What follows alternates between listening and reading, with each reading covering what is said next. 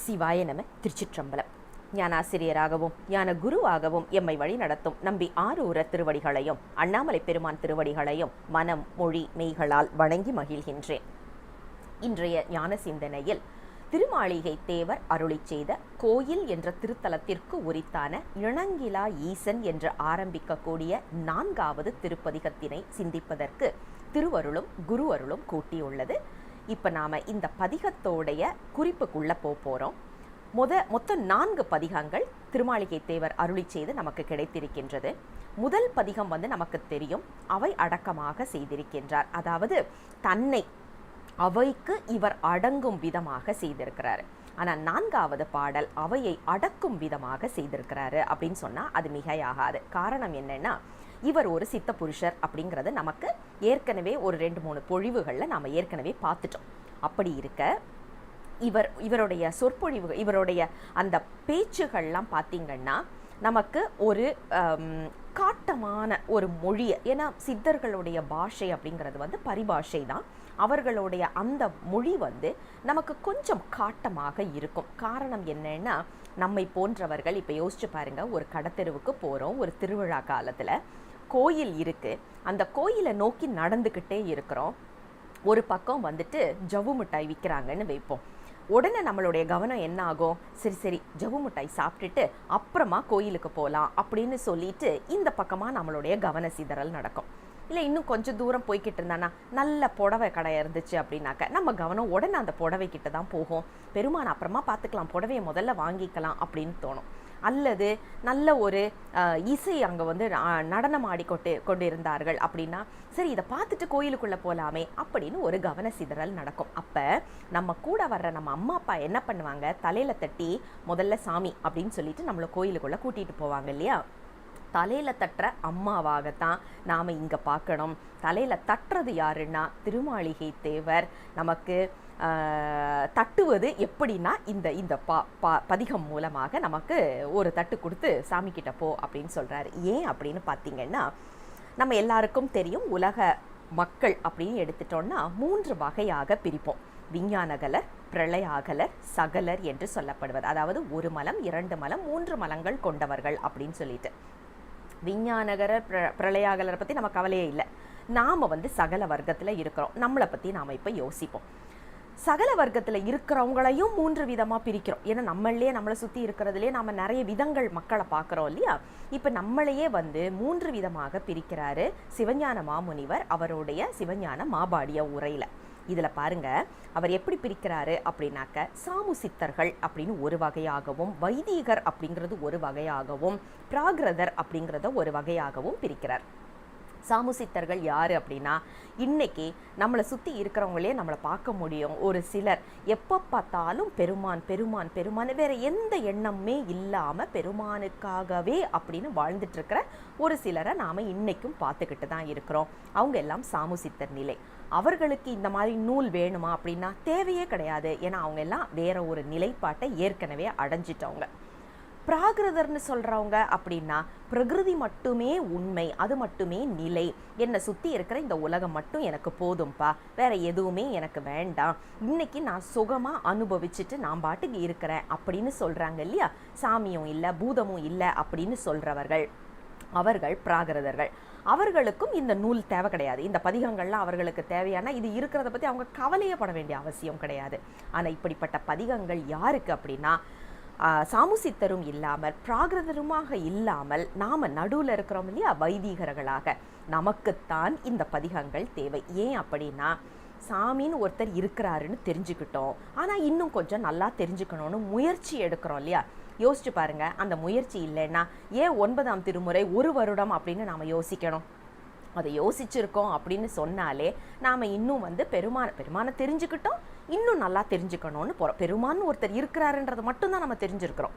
அவருடைய குணம், அவருடைய அந்த அருமைப்பாடு, இது எல்லாத்தையும் நாம் இன்னும் நல்லா புரிஞ்சுக்கணுங்கிற ஒரு முயற்சி தானே இது வைதிகர் அப்படின்னு சொல்கிற அந்த ஒரு கிளாசிஃபிகேஷனில் நம்ம அடங்குவோம்.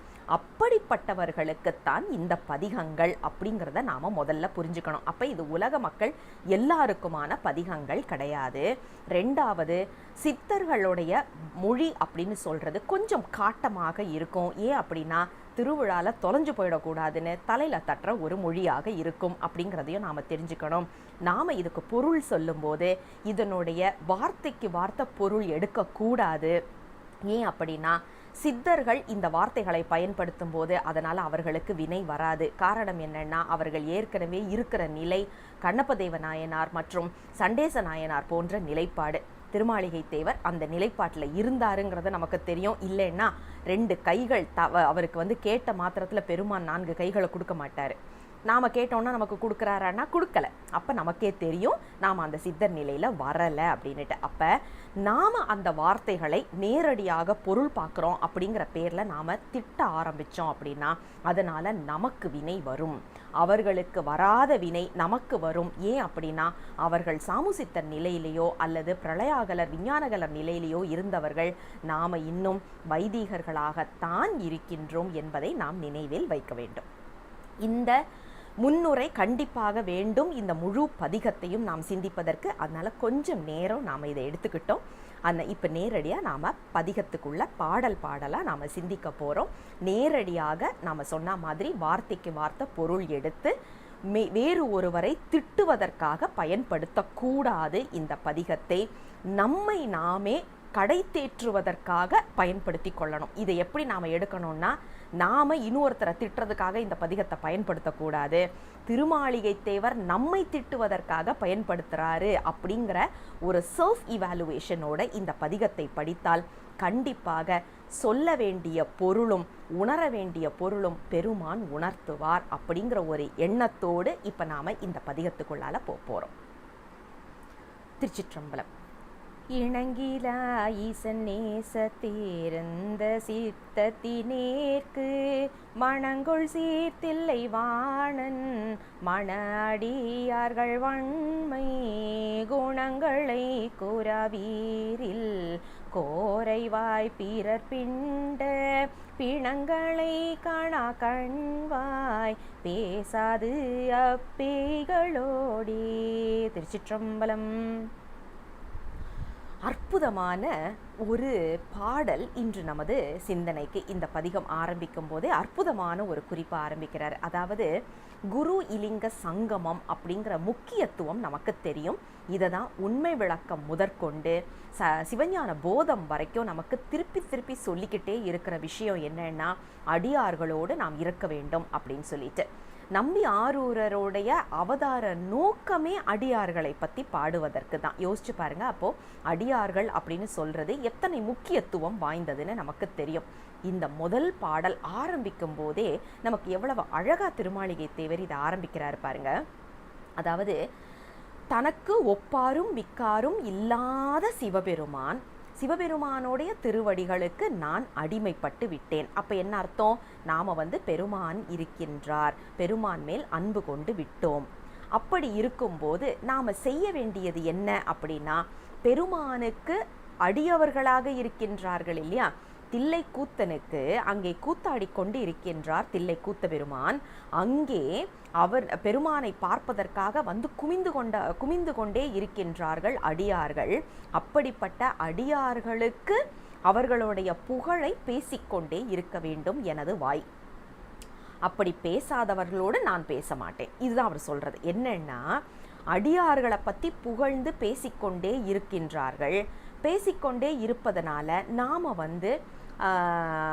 அந்த மாதிரி உள்ளவங்களோட தான் சேரணும் அப்படிங்கிற ஒரு குறிப்பை இதில் சொல்கிறார். காரணம் என்னன்னு யோசிச்சு பாருங்க.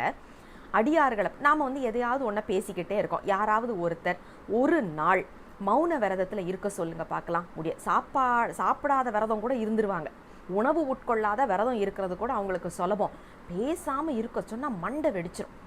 பேசலை அப்படின்னாக்கா வாய் பேசாமல் இருக்கிறது மட்டும் இல்லைங்க, மனசும் பேசக்கூடாது. இப்போல்லாம் நாம் என்ன பண்ணுறோம்? வாய் பேச மாட்டோம்னு சொல்லிட்டு மெசேஜ் பண்ணிக்கிட்டு இருக்கிறோம் வாட்ஸ்அப்பில். இது மௌன விரதமானா கிடையாது. ஏன்னா நம்ம மனம் இன்னும் இயங்கி கொண்டு தான் இருக்கின்றது. மனத்தையும் உடலையும் வாயையும் ஒரே இடத்துல நிலைநிறுத்த முடியுமா அப்படின்னா இன்றைய காலகட்டத்தில் நம்ம எல்லாருக்குமே தெரியும் அது எத்தனை சிரமம் நிறைந்தது அப்படின்னு சொல்லிட்டு. நம்மெல்லாம் முயற்சி செய்துட்டு 1 மணி நேரம் இருக்க முடிஞ்சால் பெரிய விஷயம் இல்லையா. அப்படிப்பட்ட ஒரு பேசிக்கொண்டே இருக்கக்கூடிய குணம் படைத்தவர்கள் நாம். யோசிச்சு பாருங்க. சாமியை பற்றி பேசலை, அடியார்களை பற்றி பேசலைன்னா எதை பற்றி பேசிக்கிட்டு இருப்போம்? தேவையில்லாத விஷயங்களை பற்றி பேசிகிட்டு இருப்போம். இன்றைக்கி நம்மளை சுற்றி இருக்கிற சினிமாவில் இருந்து, அரசியல்லேருந்து, புடவையில் இருந்து, பணத்திலேருந்து, கார்லேருந்து, பங்களாலேருந்து தேவையில்லாத உலகியலை பற்றியே நாம் பேசிக்கிட்டு இருப்போம். அப்போ இந்த பேச்சுக்களை ஒதுக்க வேண்டும் என்றால், பேசியே ஆக வேண்டும் என்றால் அடியார்களை பற்றி பேசு அப்படிங்கிறது தான் மிக அழகான ஒரு பொருள். ஆனால் சொல்லும் விதம் வந்து நமக்கு இங்கே நாம் ஏற்கனவே சொன்ன மாதிரி சித்தர்கள் அப்படிங்கிற ஒரு காரணத்தினாலேயும், தலையில் தட்டாருங்கிற ஒரு காரணத்தினாலேயும் கொஞ்சம் கடுமையாக வார்த்தைகள் வருகின்றது. ஆனால் உணர்வு அற்றவர்கள் தான், பெருமானை பற்றின உணர்வும் அடியார்களை பற்றின உணர்வும் அற்றவர்களோடு பேசாத, பேசுனா உலகியல்ல ஒன்றை இழுத்துருவாங்க அப்படின்னு சொல்ல வர்றதை தான் பிணங்கள் என்ற ஒரு சொற்றொடரை வைத்து இங்கே சொல்கின்றார். இதை நாம் லிட்ரலாக, அதாவது அப்படியே பொருளாக எடுத்து பிணங்கள் என்று மற்றவர்களை திட்டுவதற்கு பயன்படுத்தக்கூடாது. நாம் ஏற்கனவே சொன்ன மாதிரி காரணம் என்ன அப்படின்னா, அதனால் நமக்கு வினை வரும் என்ற நினைப்பு நமக்கு இருக்க வேண்டும். ஏன்னா நாம் இன்னும் சீவன் முத்தர் நிலையிலையோ இல்லை சாமுசித்தர் நிலைக்கோ நாம் இன்னும் போகலை. சாதாரண சகல வர்க்கத்தில், அதுவும் வைதீக நிலையில தான் நாம் இருக்கிறோங்கிற உணர்வு நமக்கு இருக்க வேண்டும் இந்த பாடலை பார்க்கும்போது. சிவாய நம. திருச்சிற்றம்பலம். இரண்டாவது பாடல். திருச்சிற்றம்பலம். எட்டுரு விரவி என்னை ஆண்டவன் ஈண்டு சோதி விட்டிலங்கலங்கள் தில்லை வேந்தனை சேர்ந்திலாத தொட்டரை தூர்த்த வார்த்தை தொழும்பரை புழம்பு பேசும் பிட்டரை காண கண்வாய் பேசாது அப்பேய்களோடே. திருச்சிற்றம்பலம். இன்றைய பாடல் வாழ்வியலுக்கு நமக்கு தேவையான ஒரு பாடல். அதாவது ஒரு தெய்வ கொள்கை, ஒரு கடவுள் வழிபாடு அப்படிங்கிறத வலியுறுத்தக்கூடிய மிக அற்புதமான ஒரு பாடல். நம்ம இன்னைக்கு உலகியல்லையே பார்ப்போமே, ஒரு குழந்தை வந்து 12வது படித்து முடித்த உடனே அடுத்தது என்ன பண்ணணும் அப்படின்னு ஒரு கேள்வி வரும். இன்ஜினியர் படிக்கிறேன் அப்படின்னு சொல்லிட்டு ஒரு வருஷம் அதில் ஆரம்பிச்சுட்டு, இல்லை எனக்கு இது சரிப்பட்டு வராது, நான் டாக்டருக்கு படிக்கிறேன் அப்படின்னு இன்னொரு வருஷம் படிக்க ஆரம்பிச்சுட்டு, இல்லை எனக்கு இது சரிப்பட்டு வராது, நான் கணக்கில் போகிறேன், சிஏல போகிறேன் அப்படின்னு சொல்லிட்டு பிகாமில் போயிட்டு இப்படி மாற்றி மாற்றி மாற்றி போய்கிட்டு இருந்தாங்க அப்படின்னா அந்த குழந்தை 5-6 வருடங்கள் கழித்து எங்கேயுமே போக முடியாத ஒரு நிலையில தான் வந்து நிற்கும் இல்லையா? இது நம்ம இன்னைக்கு உலகியல்ல பார்க்குறோம். ஒரு மனசில் ஒன்றை குறிக்கோளை வச்சுட்டு 12வது முடித்த உடனே நான் இதுதான் ஆக போகின்றேன் அப்படின்னு சொல்லிட்டு கண்ணை மூடிட்டு அதில் இறங்கி அதில் முழுக்க தன்னை ஈடுபடுத்தி கொண்டாதான் அந்த குழந்தை முன்னுக்கு வர்றதை நாம் இன்றைய அளவுலையும் பார்க்க முடிகின்றது. நாம் எல்லாருமே அப்படி இருக்கிறதுனால தான் ஓரளவுக்கு நம்மளால் ஏதோ ஒரு விஷயத்தில் சாதிக்க முடிஞ்சிருக்குங்கிறது உண்மை. அதே மாதிரி இப்போ நான் ஒரு ஊர்லேருந்து இன்னொரு ஊருக்கு போகிறேன் அப்படின்னு வச்சுக்குவோம். இப்போ நான் வந்து மெட்ராஸில் இருந்து பெங்களூர் போகணும் அப்படின்னா ட்ரெயினில் போகலாம், பஸ்ஸில் போகலாம், காரில் போகலாம், அல்லது ஃப்ளைட்டில் போகலாம். இல்லைங்க நான் வந்து காரில் போகிறேன் அப்படின்னு சொல்லிட்டு கொஞ்சம் தூரம் போயிட்டு வேலூர் வரைக்கும் போன உடனே மனசு மாதிரி இல்லை நான் ஃப்ளைட்டில் போகிறேன்னு சொல்லிட்டு திருப்பி மெட்ராஸ் வரைக்கும் வந்துட்டு மறுபடியும் ஃப்ளைட்டை எடுத்து போய் இப்படி மாற்றி மாற்றி மாற்றி நாம் வந்து பண்ணிட்டு இருந்தோம்னா எத்தனை நேரம் விரயமாகின்றது, போக வேண்டிய இலக்கை நாம் சென்று அடைகின்றோமா அப்படின்னு யோசித்து பார்த்தா இல்லை அப்படிங்கிறதும் நமக்கு தெரியும். அப்போ நாம் செய்ய வேண்டியது என்ன அப்படின்னா, ஒரு வழி பயணம் செய்வதற்கு ஒரே ஒரு வண்டி தான். அதான் சொல்லுவாங்க தெரியுமா, ஒரு 2 வண்டியில் பயணம் பண்ண முடியாது. 2 மாடு பூட்டினா ஒரே வண்டியில் பயணம் பண்ணலாம், ஆனால் 2 மாடு பூட்டினா 2 வண்டிகளில் பயணம் பண்ண முடியாது அப்படின்னு நமக்கு அந்த காலத்தில் சொல்லுவாங்க. காரணம் என்னன்னா, எந்த பக்கம் போகிறோங்கிறதே தெரியாமல் நாம் குழப்பத்தில் நிற்போம். அதுதான் இன்றைய பாடல் நமக்கு வலியுறுத்துகின்றது. ஒரு தெய்வ கொள்கை அப்படிங்கிறத, ஒரு கடவுள் வழிபாடு அப்படிங்கிறது மிகவும் முக்கியத்துவம் வாய்ந்தது அப்படிங்கிறத தான் இன்றைய பாடல். எப்படிப்பட்டவரை வழிபட வேண்டும் அப்படின்னா, எண் குணத்தான் என்று சொல்லப்படுகின்ற அட்டமூர்த்தியாக இருக்கக்கூடியவன். 8 உரு என்ற ஒரு குறிப்பு, அதாவது அட்டமூர்த்தம் என்று சொல்லப்படுவது 5 பூதங்கள், அதோடு சேர்ந்து சூரியன் சந்திரன் 7ஆச்சா, அப்புறம் உயிர். அப்போ இந்த 8லையும் விரவி இருக்கக்கூடிய சிவபெருமான், அதனால தான் அட்டமூர்த்தம் என்று சொல்லப்படுகின்றது. அப்படிப்பட்டவனை அதாவது எப்படிப்பட்டவன்னா பிரகாச 1000 கோடி சூரிய பிரகாசம் என்று சொல்லப்படுகின்றவனாக இருக்கக்கூடியவன் தான் தில்லையில் ஆண்டு கொண்டிருக்கின்றான், தில்லையில் ஆடிக்கொண்டிருக்கின்றான். அப்படிப்பட்ட சிவபெருமானை சேர வேண்டும் அப்படிங்கிற ஒரு குறிப்பை சொல்லிட்டு, ஏன் அப்படின்னா உலக இயக்கம், காஸ்மிக் டான்ஸ் அப்படிங்கிறத நாம் பார்த்துட்டோம். உலக இயக்கம் அப்படின்னு சொல்லும் போதே நாம் அந்த உலக இயக்கத்தோடு ஐக்கியப்பட வேண்டும் அப்படிங்கிறத தான் இந்த இடத்துல மிக அழகாக, அதாவது பெருமானுக்கு அடியவர்களாக வந்து அடைய வேண்டும். ஏன் அப்படின்னா உலக இயக்கத்தையும் என்னுடைய தனிப்பட்ட முறையில் இயக்கத்தையும் நிகழ்த்தி கொண்டு இருப்பது. அதனால தான் பார்த்தீங்கன்னா ஆன்மாவில் நிகழ்த்துவது, உலகத்தில் நிகழ்த்துவது அப்படின்னு சொல்லிட்டு சூக்கும நடனம், அதிசூக்கும நடனம், தூல நடனம், ஆனந்த நடனம் என்று நாம் உண்மை விளக்கத்தில் பார்க்குறோம். உயிர்களுக்கு கூட பெருமான் வந்து அந்த நடனத்தை இயக்கி கொண்டிருக்கின்றார் அப்படிங்கிறத நாம் பார்க்குறோம். அப்படிப்பட்ட பெருமானை, நம்மளை இயக்கி கொண்டிருக்கக்கூடியவனை நாம் அடைய வேண்டும். அடையாமல் இங்கே அங்கன்னு அலக்கழிச்சிட்டு இருந்தோம் அப்படின்னா போக வேண்டிய இடத்துக்கு போக மாட்டோம் அப்படிங்கிறத தான் மிக அழகாக இந்த 2வது பாடலில் வைத்து அருள் செய்வதை நாம் பார்க்க முடிகின்றது. ஆக ஒரு தெய்வ வழிபாடு என்பது நமக்கு நாம் செல்ல வேண்டிய இலக்கை சுலபமாக அடைவதற்கு காரணமாக இருக்க போகின்றது அப்படிங்கிறத தான் இந்த பாடலில் வைத்து நமக்கு ஆசிரியர் அருள் செய்கின்றார். சிவாய நம. திருச்சிற்றம்பலம். 3வது பாடல். திருச்சிற்றம்பலம்.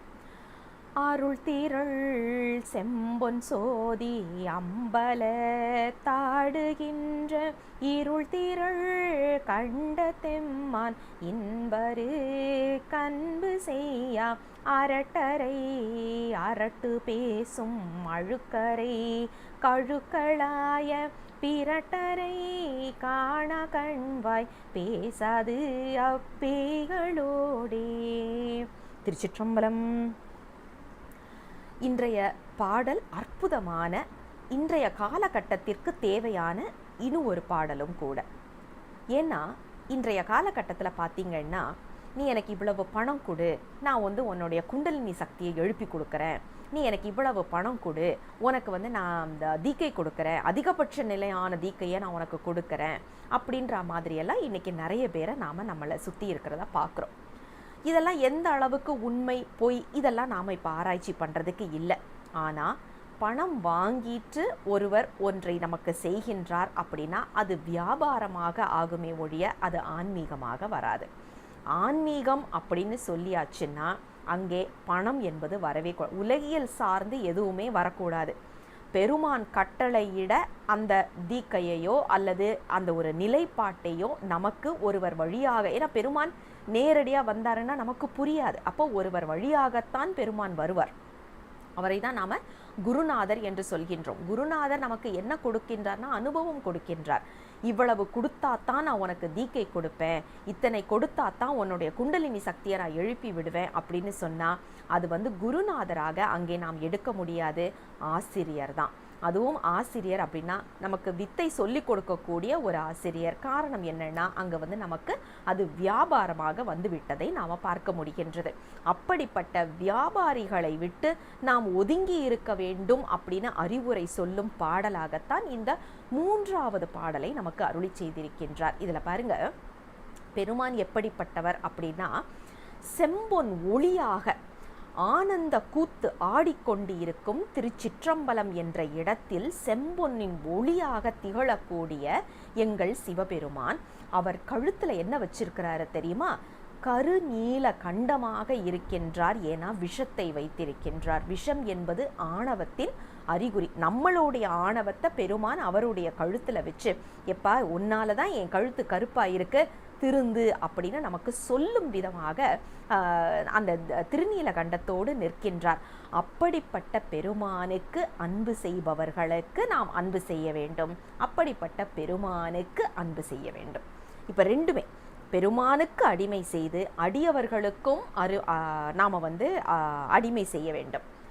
அப்படி அல்லாமல் வியாபாரம் செய்யக்கூடியவர்களுக்கு நாம் வந்து அடிமைத்தனம் பூணுகின்றோம் அப்படின்னா அதனால் எந்த பலனும் இல்லை அப்படிங்கிறத தான் இந்த 3வது பாடல் மிக அழகாக நமக்கு எடுத்து சொல்லும் விதமாக அமைத்து கொடுத்திருக்கின்றார்.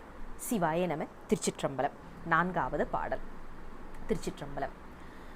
துணுக்கென அயனும் மாலும் தொடர்வரும் சுடரயிப்பால் அணுக்கரு கணிய செம்பொன் அம்பல தாடி கல்லால் சிணுக்கரை செத்தற்கொத்தை சிதம்பரை சீத்தை ஊத்தை பிணுக்கரை காண கண்வாய் பேசாது அப்பேகளோடே.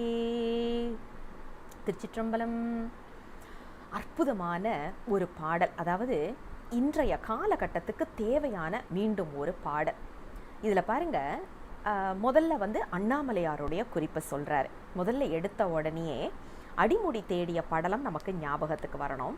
அந்த இடத்துல அண்ணாமலையாராக நெருப்பு புழம்பாக அடைய முடியாதவனாக, ஆனால் அதே நேரத்தில் அடியவர்களுக்கு எளியவனாக, அடியவர்களுக்கு எப்போதும் அணுக்க தொண்டனாகவே இருக்கக்கூடிய, ஏன்னா என்னை உனக்கு தந்தோம் அப்படின்னு நம்பி ஆரூரர்கிட்ட சொல்கிறாருன்னா தன்னை எளிமையாக கொடுக்கக்கூடிய வல்லமை கொண்டவர் நம்ம சிவபெருமான். ஆனால் ஆணவத்தின் காரணமாக அடைய முற்பட்டால் அடைய முடியாது அப்படிங்கிற ஒரு குறிப்பை மிக அழகாக சொல்லிட்டு, அப்படிப்பட்ட பெருமான் தான் எங்களுக்கு தில்லை என்ற திருத்தலத்தில் ஆடிக்கொண்டு இருக்கின்றார். இதில் மிக முக்கியமான ஒரு குறிப்பு என்னன்னாக்க, சிணுக்கரை அப்படின்னு ஒரு குறிப்பு வைக்கிறாரு. அதாவது அழுகை உடையவர்கள் அப்படின்னு ஒரு குறிப்பு. என்ன பொருள் அப்படின்னு நாம் இதை கொஞ்சம் ஆராய்ச்சி பண்ணோன்னு பாருங்களேன். கடவுள் நம்பிக்கை இல்லை அப்படின்னு வச்சுக்கோங்க. எல்லாமே நான் செய்கிறேன் அப்படின்னு வரும்போது ஒரு காலகட்டத்தில் நம்மளால் முடியலைன்னு ஒரு சிச்சுவேஷன், ஒரு சூழல் வரும்போது என்ன ஆகும்னா அதனால் மன அழுத்தம் அதிகமாகும். மன அழுத்தம் அதிகமாகிறதுக்கு காரணமாக நமக்கு மனநோய் வரும். அதே நேரத்தில் நம்மளுடைய உடல் உபாதைகள் வரும். அது கடைசியில் எங்கே கொண்டு போய் நம்மளை விழும்னா நம்ம அழற ஒரு சூழலுக்கு தான் கொண்டு போய் விடும். ஏன் அப்படின்னா நம்மளால் சமாளிக்க முடியாது. இப்போ நிறைய பேர் சொல்லுவாங்க, எனக்கு கடவுள் நம்பிக்கையெல்லாம் கிடையாதுங்க, எனக்கு எங்கள் அம்மா அப்பா தான் சாமி அப்படின்னு சொல்லுவாங்க. அதுவும் நல்லது தான், ஏன்னா நமக்கு தெரிஞ்ச ஒருத்தரை நாம் சாமின்னு கும்பிடுறோம், அது சரிதான். ஆனால் நம்ம அம்மாவோ அப்பாவையோ நாம் கடவுளாக, தெய்வமாக, கடவுள்னு சொல்லக்கூடாது, ஏன்னா கடவுள் அப்படின்னா வேற அர்த்தம், தெய்வமாக, உயிர் வர்க்கங்கள் எல்லாமே தெய்வமாக தான் வரும்.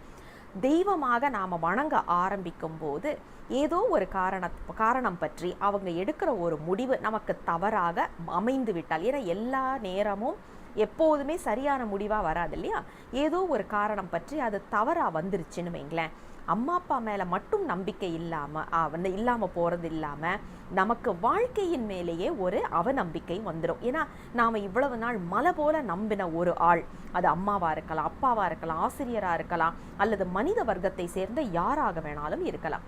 அவர்களை நாம் நம்பும் போது, அவர்களை முழுக்க அவங்க தான் எல்லாமே அப்படின்னு வாழும்போது ஏதோ ஒரு காரணம் பற்றி அவர்கள் கொஞ்சம் நமக்கு தவறாகும்படியான ஒரு முடிவு எடுத்துட்டாங்க அப்படின்னா நமக்கு வாழ்க்கையே இல்லைங்கிற ஒரு சூழலுக்கு கொண்டு போய் விட்டுடும். அப்போ என்ன ஆகும்னா கடைசி நேரத்தில் அழுகையை தவிர நமக்கு வேற எதுவுமே இருக்காது. ஏன்னா நாம் வேற எங்கேயுமே சாஞ்சிக்க முடியாத அளவுக்கு ஒரு சூழல் வந்துடும். ஆனால் இது கடவுள் நம்பிக்கை இருக்கிறவங்கள பாருங்க, எது எடுத்தாலும் பெருமான் பார்த்துக்குவாருப்பா, அண்ணாமலையார் பார்த்துக்குவாருப்பா அப்படின்னு சொல்லிட்டு எல்லாத்தையும் சாமியோட திருவடியில் வச்சுட்டு நம்ம பாட்டுக்கு நம்ம போய்கிட்டு இருக்கிறோம் இல்லையா. நம்மளுக்கு மன அழுத்தம் இல்லையான்னு கேட்டால் இருக்குது. ஆனால் எவ்வளவு நேரம் இருக்குது? சாமி கிட்ட உட்காந்து, பூசை அறையில் உட்காந்து திருமுறை புத்தகத்தை கையில் எடுக்கிற வரைக்கும் மட்டும் மன அழுத்தம் இருக்கும். பதிகம் படிக்க ஆரம்பித்தோடனே, எப்பா நீ பார்த்துக்கோப்பா, என்னால் இதுக்கு மேலே முடியல, என்னம்மா பண்ணு, உன்னுடைய விருப்பம், நீ நடத்தலைன்னா விட்டுரு, உன்னுடைய பிரச்சனை அப்படின்னு சொல்லிட்டு சாமி கிட்ட விட்டுட்டு நம்ம நிம்மதியாக தூங்குவோம். இதுதான் மிக முக்கியத்துவம், இன்றைய காலகட்டத்தில் முக்கியத்துவம் வாய்ந்தது. ஏன்னா நம்மளுடைய வேலை காரணமாக, உணவு காரணமாக, இருக்கக்கூடிய சூழல் காரணமாக, நம்ம படிக்கிற கல்வி காரணமாக, எல்லாம் பற்றியும் நமக்கு குடும்பம் மட்டும் கிடையாது. முன்னாடிலாம் மன அழுத்தத்துக்கு ஒரு காரணம் மட்டும்தான், இப்போ அப்படி கிடையாது. எல்லாமே நம்மளை சுற்றி இருக்கிற எல்லாமே மன அழுத்தத்தை ஏற்படுத்தக்கூடியதாக இருப்பதனால நம்மளுடைய மனபாரத்தை ஒருவருடைய திருவடியில் இறக்கி வைக்கணும். அது நம்மளை விட மிக பெரியவராக இருந்தால் நம்மளுடைய பிரச்சனையை சரி பண்ணி கொடுத்துருவாங்க.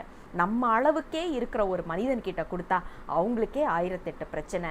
அதை சமாளிப்பாங்களா, இல்லை நம்மளுக்குள்ள பிரச்சனைகளுக்கு அவங்க தீர்வு சொல்லுவாங்களா? அவங்க தீர்வு சொன்னாலும் இப்போ உள்ள காலத்துக்கு தான் இருக்குமே ஒழிய லாங் ஸ்டாண்டிங்னு சொல்லுவோம்ல, அந்த மாதிரி நிரந்தரமான ஒரு தீர்வு அவர்களால் கொடுக்க முடியாது. அதனால் உலகியல் சார்ந்த ஒரு அற்புதமான பாடலாக நாம் இதை பார்க்க வேண்டியிருக்கு. பெருமானின் திருவடியை அடைந்துட்டா, சரண் அடைந்தால் பெருமானே நீ பார்த்துக்கோ அப்படின்னு அவருடைய திருவடிகளில் நாம் எல்லா பிரச்சனையும் வச்சுட்டா பெருமான் நமக்கு அணுக்க தொண்டா, அவர் நமக்கு அணுக்க தொண்டு செய்பவரா, நாம் செய்கிறத விட்டுடுங்க, அவர் நமக்கு பக்கத்திலேயே இருந்து நம்மை அரவணைத்து வழி நடத்துவார் அப்படிங்கிற ஒரு குறிப்பை எல்லா அருளாளர்களும் சொன்னதுதான் நமக்கு இந்த 4வது பாடலும் அதே கருத்தை எடுத்து சொல்வதாக அமைகின்றது. சிவாய நம. திருச்சிற்றம்பலம். 5வது பாடல். திருச்சிற்றம்பலம். திசைக்குமே குலவு கீர்த்தி தில்லைக்கு துவந்து தீய நசிக்க வெண்ணீரதாடும் நமர்களை நணுக நாய்கள் அசிக்க ஆரியங்கள் ஓதும் மாதரை பேதவாத பிசுக்கரை காண கண்வாய் பேசாது அப்பேகளோடே. திருச்சிற்றம்பலம். இன்றைய பாடல் மீண்டும் நாம் ஏற்கனவே சொன்ன மாதிரி இது நமக்கு ஒரு உபதேச பதிகமாகத்தான் நாம் இந்த பதிகம் முழுவதையுமே எடுத்துக்கணும். இந்த 5வது பாடல் பாருங்க, இது உயர்ந்தது அது உயர்ந்ததுன்னு நாம் இன்னைக்கு எத்தனையோ சண்டை போட்டுக்கிட்டு இருக்கிறோம். தமிழ் உயர்ந்ததா, ஆரியம் உயர்ந்ததா, இல்லை இந்த சாமி பெரியவரா, அந்த சாமி பெரியவரா, இல்லைன்னா நான் படித்த சித்தாந்தம் தான் பெருசு, நீ படித்த சித்தாந்தத்தில் விட அப்படிங்கிற மாதிரி உள்ள குழப்பம். இப்படி நிறைய ஒரு குழப்பத்தில் நாம் இதுதான் சரி அதுதான் சரி அப்படின்னு சொல்லிட்டு சண்டை போட்டுட்டு உட்காந்துட்ருக்குறோம். இதனால் நம்மளுடைய ஆன்ம முன்னேற்றத்துக்கு ஏதாவது பலன் உண்டுமா அப்படின்னா கண்டிப்பாக கிடையாது அப்படிங்கிறது நமக்கே தெரிஞ்ச ஒரு விஷயம். இது வேற யாரும் சொல்லணும்னு அவசியம் கிடையாது. நம்ம சண்டை போட்டுட்டு இருக்கிறதுனால நம்மளால் வேற என்ன லாபம் இதில் கிடைக்குதுன்னா ஒன்றுமே கிடையாது. அந்த குறிப்பை தான் இந்த 5வது பாடலில் நமக்கு வைத்து அருள் செய்கின்றார். இதில் மிக அழகான குறிப்புகள் சிலது வைக்கிறார். அதாவது எல்லா திசைகளையும் கடந்து நின்று கூத்தாடி கொண்டிருக்கின்ற எங்கள் கூத்தபிரான். ஏன்னா கூத்த பெருமான் அப்படின்னாலே அவர் அண்டம் கடந்து ஆடிக்கொண்டிருக்கின்றார், அண்டங்களை இயக்குவதற்காக ஆடிக்கொண்டிருக்கின்றார் என்றது நமக்கு தெரியும். இதை அறிவியலாகவும் நாம் பார்க்கலாம், கணக்கு வகையிலையும் பார்க்கலாம், அதே நேரத்தில் ஆன்மீகமாகவும் நாம் இதை பார்க்கலாம். அதாவது ஃபிசிக்ஸ் அண்ட் மெட்டாஃபிசிக்ஸ்ன்னு சொல்லுவோம் இல்லையா, 2 விதமாகவும் இதை நாம் பார்க்க முடியும். ஆக பெருமான் பெருமானுடைய ஆட்டம் அப்படிங்கிறது நமக்கு மிக முக்கியத்துவம் வாய்ந்தது. அப்படிப்பட்ட பெருமானை அடைந்தவர்கள் அடியார்கள் என்று சொல்லப்படுகின்ற சிவனடியார்களுக்கு நாம் அடிமை தொண்டு செய்ய வேண்டும். அது இல்லாமல் தேவையில்லாத பேச்சுக்களில் நம்மளை ஈடுபடுத்தி கொள்ளக்கூடாது. இதில் உதாரணத்துக்கு அவர் சொல்லுவது என்னென்னா, புரியாத மொழி அப்படிங்கிறத தான் இதில் சொல்ல வந்திருக்கிறாரு. காரணம் என்னென்னா, நம்ம திருமாளிகை தேவர் வேதங்கள் நன்றாக தெரிந்தவர். அதனால் வேதங்களை அவர் குறை சொல்லியிருக்கவோ அல்லது மட்டம் தட்டியிருக்கவோ மாட்டார். அது அவருடைய குறிக்கோளாக இருந்திருக்கிற வாய்ப்பே கிடையாது. ஏன்னா நம்ம அப்பர் பெருமான் சொல்லுவது போல ஆரியமும் தமிழும் ஆனார்தாமே அப்படிங்கிறது அப்பர் பெருமானுடைய வாக்கு.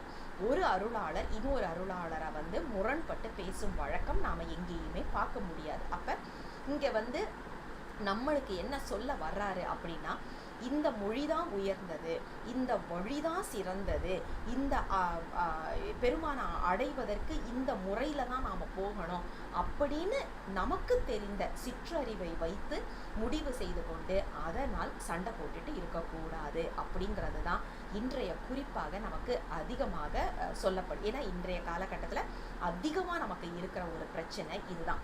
நான் 5 தொகுப்பு சித்தாந்தம் படிச்சிருக்கிறேன், சரியாக படிச்சிருக்கேன், நீ தப்பாக படிக்கிற, நீ தப்பாக புரிஞ்சிருக்கிற அப்படின்னு சொல்லிட்டு ஒவ்வொருத்தர்கிட்டையும் நாம் போய் சண்டை போட்டுட்டு நிற்கிறோம். இதில் நாம் புரிஞ்சுக்கிட்டோம் அப்படின்னா நம்ம ஆன்ம முன்னேற்றத்துக்கு நல்லது. அடுத்தவங்க புரியலை அப்படின்னா அது அவங்களுடைய வினைன்னு நாம் போயிட்டுருக்கணுமே ஒழிய அவங்ககிட்ட போய் சண்டை போடுறதுனால நம்மளுக்கு எந்த லாபமும் கிடையாது. ஏன்னா அவர்கள் அறிவில் நின்று பெருமான் தான் உணர்த்துகின்றார். ஒரே ஆசிரியர்கிட்ட நாம் கற்றுக்கிட்டாலுமே அவர்கள் அறிவு நிலையில் இருந்து நம்ம வினையின் காரணமாக எதை புரிய வைக்க வேண்டுமோ அதைத்தான் பெருமான் புரிய வைக்கின்றார். பெருமான் எல்லாத்தையும் செய்கிறாருன்னு நம்புகிறோம் இல்லையா, அப்போ இதையும் பெருமான் தானே செய்கின்றார் அப்படிங்கிற எண்ணம் நமக்கு வர வேண்டும். நீ செய்தது தப்பு, நான் செய்கிறது தான் சரி அப்படின்னு ஒருவரால் நிற்க முடிஞ்சுது அப்படின்னா அங்கேயே நாம் தோத்துட்டோம் அப்படிங்கிறது தான் நமக்கு அருளாளர்கள் எல்லாருமே சொல்லிக் கொடுக்கின்ற உண்மை என்பதை புரிந்து கொள்ள வேண்டும். ஒருத்தரை திருத்துவதற்கு நம் பிறப்பு கிடையாது. ஒருத்தருக்கு புரிய வைப்பதற்காக நாம் படிக்கவில்லை. நாம் புரிந்து கொண்டு நம் வாழ்க்கையை சரி செய்வதற்காகத்தான் சித்தாந்தங்களும் திருமுறைகளும் நமக்கு கொடுக்கப்பட்டிருக்கின்றதை ஒழிய மற்றவர்களை திருத்துவதற்கு அல்ல என்பதை நாம் நன்றாக உள்வாங்க வேண்டும் என்பதுதான் இந்த 5வது பாடலுடைய மிக அழகான கருத்தாக நாம் பார்க்க வேண்டியிருக்கின்றது. சிவாய நம. திருச்சிற்றம்பலம். 6வது பாடல். திருச்சிற்றம்பலம். ஆடர வாட ஆடும் அம்பல தமுதே என்னும் சேடர் சேவடிகள் சூடா திருவிழா உருவினாரை சாடரை சாட்கை மோட சழக்கரை பிழைக்க பிட்க படரை காண கண்வாய் பேசாத பேய்களோடே. திருச்சிற்றம்பலம். இன்றைய பாடல் நமக்கு மீண்டும் ஒரு உபதேச பாடலாகத்தான் இதையும் நாம் பார்க்கணும். அதாவது பெருமான் ஆடிக்கொண்டு இருக்கின்றார். அவருடைய அணிகலன்களாக இருப்பது என்னன்னு நமக்கு தெரியும். கையில் பாம்பு, காதில் பாம்பு, கழுத்தில் பாம்பு, இடுப்பில் பாம்புன்னு எல்லா இடமும் பாம்பை தான் அலங்காரமாக வச்சுருக்கிறாரு பெருமான். ஏதோ உலகத்தில் வேறு எதுவுமே இல்லாத மாதிரியும் பாம்பு ஒன்று தான் இருக்குங்கிற மாதிரியும் வளைகிற மாதிரியும் அதை எடுத்து போட்டு வச்சிட்ருக்கிறாரு பெருமான். அப்படிப்பட்ட ஆட்டத்தில் அந்த பாம்புகளும் சேர்ந்து ஆடிக்கொண்டு இருக்கின்றதாம். அப்படிப்பட்ட நடனத்தை இயற்றிக்கொண்டிருக்கின்ற எங்கள் சிவபெருமானுக்கு அடியவர்களாக இருக்கின்றார்கள் இல்லையா, அவர்களுடைய சிறப்புகளை நாம் பேச வேண்டும், பாட வேண்டும் அப்படிங்கிற குறிப்பு தான் முதல் 2 வரிகள். அதுக்கப்புறம் பாருங்க, மிக அழகாக தன் வயிறு வளர்ப்பதற்காக ஒரு உயிரை, அதாவது பிழைக்க பிட்க பேடரை அப்படின்னு ஒரு குறிப்பை சொல்கின்றார். இது என்னன்னா, ஒரு உயிரை கொல்லுகின்ற அந்த குறிப்பை சொல்கின்றார். இதில் நாம் ஒன்று நினைவில் வச்சுக்கணும். ஒருவரை கொல்லுவது அப்படின்னா உடலால் கொல்லுவது மட்டும் கிடையாது. ஏன்னா இந்த உலகத்தில் இருக்கிற எல்லாமே உயிர்கள். அதாவது ஆடு, மாடு, கோழி, பாம்பு, மரம், செடி, கொடி, புழு, பூச்சி, பூண்டு எது எடுத்தாலும் அது எல்லாமே உயிர்கள் தான். அந்த உயிர்கள் எல்லாமே அதன் வினை வசப்பட்டு அந்த ஒரு உருவத்தை எடுத்திருக்கு. இந்த அறிவு நமக்கு இல்லாத காரணத்தினால தான் இன்னைக்கு அதிகமாக பிற உயிர்களுக்கு தீங்கு விளைவிப்பதை நாம் பார்க்க முடிகின்றது. ஒரு காலத்தில் ஒரு விதமான பிஸ்கட் வந்துட்டு இருந்துச்சு. அந்த பிஸ்கட்டில் பார்த்திங்கன்னா அழகான குழந்தை படம் போட்டிருக்கோம் அந்த பிஸ்கட்டில். அதை ஒரு தடவை எங்கள் அம்மா அதை எடுத்து பார்த்துட்டு சொன்னாங்க, அழகான குழந்தை முகமாக இருக்குது, இதை எப்படி சாப்பிட முடியும் அப்படின்னு சொல்லிட்டு எடுத்து வச்சுட்டாங்க. அதுக்கப்புறம் அந்த பிஸ்கட்டையே நாங்கள் வாங்குறது கிடையாது நம்ம வீட்டில். இது என்ன குறிக்குது அப்படின்னா, உலகத்து உயிர்கள் மேல் நாம் அந்த வயசில் இருந்தே அந்த குழந்தைங்களுக்கு சொல்லி கொடுக்குறாங்க அப்படின்னு சொல்லிட்டு. ஆனால் இன்றைக்கி என்ன பண்ணுறோம், பலவித மிருகங்கள் மாதிரி ஒவ்வொரு பிஸ்கட்டை வச்சுட்டு நான் இந்த மிருகத்தை சாப்பிட்டேன், அந்த மிருகத்தை சாப்பிட்டேன்னு பிஸ்கட்டில் சாப்பிட ஆரம்பித்து பிறகு அந்த மிருகத்தையே சாப்பிடும்போது நமக்கு ஒரு குற்ற உணர்வு வராத அளவுக்கு ஆகிவிட்டது. அது எப்படி வேணாலும் குழந்தைங்களை அட்ராக்ட் பண்ணுறதுக்காக ஒரு மார்க்கெட்டிங் டெக்னிக்னு கூட நம்ம சொல்லலாம். ஆனால் அதனால் நாம் எதை சீரழித்து விட்டோம் அப்படின்னா, ஒரு உயிர் அவதிப்படுமே அப்படிங்கிற அந்த உணர்வு இல்லாத ஒரு நிலைக்கு நாம் வந்துட்டோம். சரி, இப்போ இதில் இந்த உயிர்கொலை அப்படின்னு சொல்கிறாங்க இல்லையா, இந்த உயிர்கொலை அப்படிங்கிறது மனித உயிர்களோ அல்லது இந்த உலகத்தில் இருக்கிற விலங்கினங்கள் அதை கொல்லுவது மட்டும் கிடையாது. உடலால் செய்யக்கூடிய தீங்கு மட்டும் அல்ல, மனத்தால் செய்யக்கூடியதும் வாக்கினால் செய்யக்கூடியதும். ஏன்னா ஒருவரை அழிப்பது அப்படின்னு சொன்னால் நாம் உடலால் மட்டும் ஒருவரை அழிப்பது கிடையாது, நம்ம சொல்லாலேயும் ஒருவரை அழிக்கிறோம், நம்மளுடைய மனத்தினாலேயும் ஒருவரை அழிக்கிறோம். இந்த மூன்றுமே, அதாவது மனம், மொழி, மெய்களால் நாம் ஒருவரை காயப்படுத்தினோம் அப்படின்னா நாம் அனைவருமே இந்த பாடலில் சொல்லுவது போல கண்டிப்பாக மனசாட்சியே இல்லாத ஒரு கீழ்த்தரமான மக்களாக ஆகிவிடுகின்றோம். நம்ம வாக்கு, அதாவது நம்மளுக்கு ஆரம்பத்துலலாம் சொல்லுவாங்க, உடம்பு சுத்தம் மட்டும் இல்லை, வாக்கு சுத்தமும் மன சுத்தமும் வேணும் அப்படின்வாங்க. வாக்கு சுத்தி, மனசுத்தி, உடல் சுத்தி, இதை 3யுமே சொல்லுவாங்க. இது 3மே சுத்தமாக இருக்கணும். அந்த 3மே சுத்தமாக இல்லை அப்படின்னா ஏதாவது ஒன்று அழுக்காக இருந்தாலும் அதனால் பிறருக்கு ஆபத்து. நம்ம வாக்கு சுத்தமாக இல்லைன்னா ஒருவரை நாம் வாக்கினால் காயப்படுத்துகின்றோம். நம் மனம் சுத்தமாக இல்லைன்னா ஒருவருக்கு தீங்கு நினைத்து அதனால் அவர்களை காயப்படுத்துகின்றோம். உடல் சுத்தமாக இல்லைன்னா பிற உயிர்களுக்கு கண்டிப்பாக தீங்கு ஏற்படுத்தி அதில் ஆனந்தம் அடைவதையும் நாம் பார்க்குறோம். ஆக இப்படிப்பட்ட மிருகங்களை விட கேவலமாக போகக்கூடிய ஒரு நிலைப்பாடு நமக்கு வரக்கூடாது. அதுவும் சிவனடியாராக மாறிவிட்டோம் அப்படின்னா நமக்கு கண்டிப்பாக அந்த நிலை ஏற்பட்டு விடக்கூடாது என்ற ஒரு நல்லெண்ணத்தில் மிக அழகான ஒரு பாடலாக இந்த 6வது பாடலை நமக்கு அருளி செய்திருப்பதை நாம் பார்க்க முடிகின்றது. ஆக உடல், மனம் மற்றும் வாக்கு சுத்தமாக இருந்து அடியவர்களை போற்றி துதித்து பெருமானை வணங்கி நிற்கக்கூடிய அந்த நிலைப்பாடு நமக்கு வேண்டும் அப்படிங்கிற விண்ணப்பத்தை நாம் பெருமானின் திருவடிகளுக்கு வைத்து இந்த 6வது பாடலை நிறைவுக்கு கொண்டு வருவோம். சிவாய நம. திருச்சிற்றம்பலம். 7வது பாடல். திருச்சிற்றம்பலம். உருக்கியன் உள்ளத்துள்ளே ஓரலந்தேரல் மாறா திருக்குறே பருளும் தில்லை செல்வன் பால் செல்லும் செல்வில் அருக்கரை அள்ளல்வாய கள்ளரை அவிய பாவ பெருக்கரை காண கண்வாய் பேசாது அப்பேகளோடே. திருச்சிற்றம்பலம். மீண்டும் ஒரு அற்புதமான உபதேச பாடல். நாம் ஏற்கனவே சொன்ன மாதிரி இந்த முழு பதிகமுமே நமக்கு ஒரு உபதேச பாடலாகத்தான் ஒவ்வொரு பாடலையும் நாம் பார்க்க வேண்டும். அந்த குறிப்பில் இன்னைக்கு மிக அழகான ஒரு பாடல். அதாவது நம்மளுடைய உள்ளத்தை உருக்கினால் என்ன கிடைக்கும் அப்படின்னா அமுதம் ஊறும். அது எப்படிங்க உள்ளத்தை உருக்க முடியும்? அதுலேருந்து அமுதம் வரும்? உள்ளம் உருகுகின்றது அப்படின்னா பெருமானை பார்த்த மாத்திரத்தில் நம்மை மறந்து நிற்கக்கூடிய ஒரு நிலை. அந்த நிலையில ஒரு ஆனந்த வெள்ளம் வரும் இல்லையா? அதைத்தான் இங்க அமுதம் என்று சொல்கின்றார் நமக்கு திருமாளிகை தேவர். உள்ளத்தை உருக்கி அதில் இருக்கிற அந்த அமுதம் வெளியில் வருகின்றது. அது வெளி வந்து கொண்டே இருக்கின்றது. ஏன்னா அந்த தியான நிலை அப்படின்னு சொல்றதுல பெருமானை உள்ள நல்லா அனுபவிக்கக்கூடிய ஒரு சூழல் நமக்கு அமையும். அப்படிப்பட்ட பெருமானின் திருவடிகளுக்கு ஆளாய் நிற்க வேண்டும் அப்படின்ற ஒரு குறிப்பை சொல்லிட்டு, இப்படிப்பட்ட பெருமான், எங்களை உருக்கக்கூடிய பெருமான், எங்கள் மனத்திற்குள் ஆனந்த வெள்ளத்தை கொண்டு வரக்கூடிய பெருமான் தில்லையில் நடனமாடிக்கொண்டிருக்கின்றார்.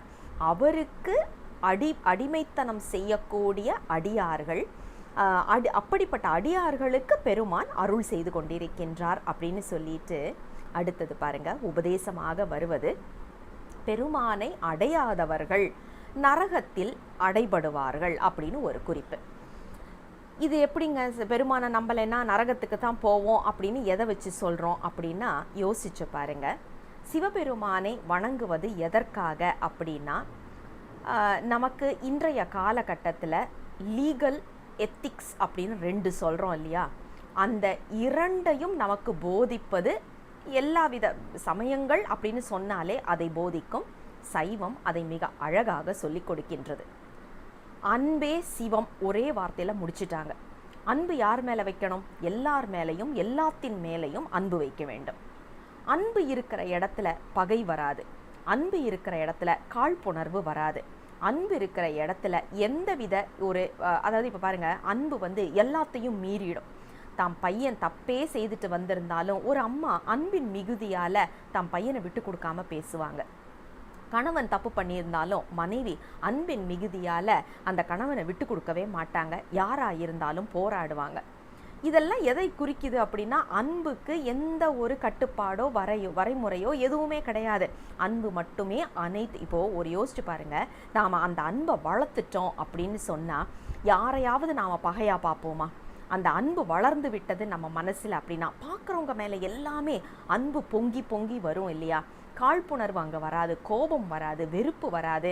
அங்கே எந்தவித ஒரு நெகட்டிவிட்டின்னு சொல்லுவோம் இல்லையா? அந்த மாதிரி எந்தவித நேர்மறை சிந்தனைகளும் எதிர்மறை சிந்தனைகளும் நமக்கு வரவே வராது. அப்போ பெருமான் மேல் அன்பு வைக்க வேண்டும் அப்படின்னா உலக உயிர்கள் மேல் அன்பு வைக்க வேண்டும் அப்படிங்கிறது தான் இதில் அழகான ஒரு குறிப்பு. அன்பு மிகுதியாக வரும்போது எதன் மேலேயும் கோபம் வராது. கோபம் வரலை அப்படின்னா அவர்களை ஏதாவது ஒன்று நம்ம அவங்களுக்கு ஏதாவது ஒரு கெடுதல் செய்யணுங்கிற எண்ணம் வராது.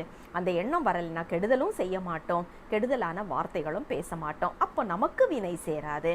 நமக்கு வினை சேரலை அப்படின்னா நாம் நரகத்தில் அழுந்த மாட்டோம். யோசிச்சு பாருங்க, பெருமான் மேலே நம்ம அன்பு வைக்கிறதுனால பெருமானுக்கு லாபமா நஷ்டமாங்கிறது நமக்கு தெரியாது. ஆனால் நமக்கு நிறைய லாபம் இருக்குது. ஏன்னா பெருமான் மேலே அன்பு வச்சா அவரை சுற்றி இருக்கிற எல்லாத்தின் மேலேயும் நம்ம அன்பு வைப்போம். அப்படி வைக்கும்போது நம்மை நாம் நல்லபடியாக பார்த்து கொள்ள முடியும். அப்போ செல்ஃப் சென்டர்ட்னு சொல்கிறோம் இல்லையா, அப்படிப்பட்டவர்களாக நாம் இருந்தோம் அப்படின்னா, செல்ஃபிஷ் வேறு செல்ஃப் சென்டர்ட் வேறு. செல்ஃப் சென்டர்டாக இருக்கணும் அப்படின்னு நினைக்கிறவங்க நாம் செய்ய வேண்டியது பெருமான் மேலே நம்ம அன்பு முழுவதுமாக கொட்டணும். ஏன் அப்படின்னா அப்போது தான் நம்மை நாம் பாதுகாத்து கொள்ள முடியும், நரகத்தில் அழுந்தாமல். அப்படிங்கிற ஒரு குறிப்பை மிக அழகாக இந்த பாடலில் வைத்து அருள் செய்வதை பார்க்க முடிகின்றது. நரகத்தில் அழுந்தாமல் இருக்க வேண்டும் அப்படின்னா நாம் செய்ய வேண்டியது பெருமானிடம் அன்பு செலுத்தி பெருமானுக்கு அன்பு செலுத்தக்கூடிய அடியவர்களுக்கு நாம் அன்பு செலுத்த வேண்டும். அப்படிங்கிறது தான் இந்த 7வது பாடலுடைய குறிப்பாக நாம் பார்க்க முடிகின்றது. சிவாய நம. திருச்சிற்றம்பலம். 8வது பாடல். திருச்சிற்றம்பலம். செக்கர்வோத்திரவினூராயிரத்திரள் ஒப்பம் தில்லை சொக்கரம் பலவரென்னும் சுருதியை கருதமாட்டா எக்கரை கொண்டமிண்ட எத்தரை புத்தராதி பொக்கரை காண கண்வாய் பேசாது அப்பேகளோடே. திருச்சிற்றம்பலம். மீண்டும் ஒரு உபதேச பாடல். இந்த பாடலில் பார்த்தீங்கன்னா பெருமான் எப்படி இருக்கிறாரா, செக்கர்வானே ஒத்தியால் என்று நமக்கு நம்பி ஆரூரர் சொல்லுவார் இல்லையா, அதை அப்படியே இதில் பார்க்க முடியுது. அழகான சிவந்த நிறம் கொண்ட ஒரு வானம் எப்படி இருக்குமோ அந்த நிறத்தில் இருக்கின்றார். அது மட்டும் இல்லை, 1000 100,000 100 1000 அப்போ யோசிச்சு பாருங்க, 1,00,000 1,00,000 சூரியர்கள் ஒன்று சேர்ந்தா எப்படி ஒரு பிரகாசம் இருக்குமோ அப்படிப்பட்ட ஒரு பிரகாசமான நிலையில் இங்கே தில்லை என்ற திருத்தலத்தில் எங்கள் பெருமான் மிக அழகியவராக நின்று ஆடிக்கொண்டிருக்கிறார். சொக்கர் என்று சொல்லப்படுகின்ற அழகு நிறைந்தவராக, அனைவரையும் சொக்க வைக்கக்கூடிய அழகு பொருந்தியவராக நின்று ஆடிக்கொண்டிருக்கின்றார் அப்படின்னு சொல்லிட்டு, அடுத்தது வேதங்களை மறுப்பவர்கள், அதாவது நமக்கு தெரியும் புறச்சமயம், புறப்புறச்சமயம், அகச்சமயம், அகப்புறச்சமயம் என்று நமக்கு 4 விதமாக பிரிப்பது நமக்கு சைவ சித்தாந்தத்தில் பார்த்துருக்குறோம் இல்லையா. அதில் வேதங்கள் வேண்டாம் என்று ஒதுக்குவது ஒரு வகை. அதாவது புறப்புற சமயம் வேதங்கள் வேண்டாம் அப்படின்னு சொல்கிற ஒரு குழுவை சேர்ந்தவர்களாக இருப்பார்கள். அப்படிப்பட்டவர்கள் அதாவது வேதங்கள் வேண்டாம். வேதங்கள் அப்படின்னு சொல்லியாச்சுன்னா நம்ம எல்லாருக்குமே தெரியும், அது வடமொழி வேதத்தில் இருக்கக்கூடியது அப்படின்னு சொல்லிட்டு உலகியலுக்கு நமக்கு என்னெல்லாம் தேவையோ அதை கொடுக்கக்கூடியது இந்த வேதங்கள். இன்றைக்கும் நீங்கள் பார்க்கலாம், நமக்கு நல்ல வீட்டில் ஒரு நல்ல காரியம் நடக்கணும் அப்படின்னா வேள்வி செய்வோம், இல்லைன்னா ஒரு கல்யாணம் நல்லபடியாக நடக்கணும், இல்லைன்னா ஏதாவது ஒரு விண்ணப்பம் வச்சு அதற்கான வேள்விகள் செய்வதை நாம் இன்றைக்கும் பார்த்துட்டு தான் இருக்கிறோம். அப்போ உலகியலுக்கு என்ன வேணுமோ அதை கொடுக்கக்கூடியது வேதங்கள். நம்ம இந்த உலகம் தாண்டி நமக்கு என்ன வேணுமோ அதை கொடுக்க வேண்டியது ஆகமங்கள் அப்படிங்கிறத ஒரு குறிப்பை நாம் பார்க்குறோம். அப்போது வேதத்தையும் ஆகமத்தையும் பிரித்து பார்க்கும் வழக்கம் நமக்கு கிடையாது. திருமுறைகள் அப்படின்னு சொல்கிறது நமக்கு இம்மை பலனும் மறுமை பலனும், நமக்கு அம்மை பலன் இம்மை பலன் எல்லாத்தையும் சேர்த்து கொடுக்கக்கூடியது அப்படிங்கிறதும் நமக்கு தெரியும். ஆக இந்த வேதங்கள் வேண்டாம், ஆகமங்கள் வேண்டாம் என்று சொல்லுபவர்கள் யாராக இருப்பார்கள் அப்படிங்கிறது நமக்கு ஏற்கனவே தெரியும். நாம் ஏற்கனவே பார்த்த மாதிரி சாமுசித்தர், அதே மாதிரி வைதிகர் நாம் இப்போ இருக்கிற நிலை, அதுக்கப்புறம் பிராகிருதர் அப்படின்னு பார்த்தோம். அப்போ பிராகிருதர்கள் இந்த உலகியலில் உள்ள எல்லாமே தான் உண்மை, நிரந்தரம், அது அல்லாதது எங்களுக்கு வேண்டாம் அப்படின்னு ஒதுக்கக்கூடியவர்களாக இருப்பார்கள் இல்லையா. அப்படிப்பட்டவர்களோடு நாம் சேர்ந்தோன்னா நமக்கு என்ன நடக்கும்? ஏன்னா நம்ம எல்லாருக்கும் தெரியும், நாம் சார்ந்ததன் உயிர் சார்ந்ததன் வண்ணம்.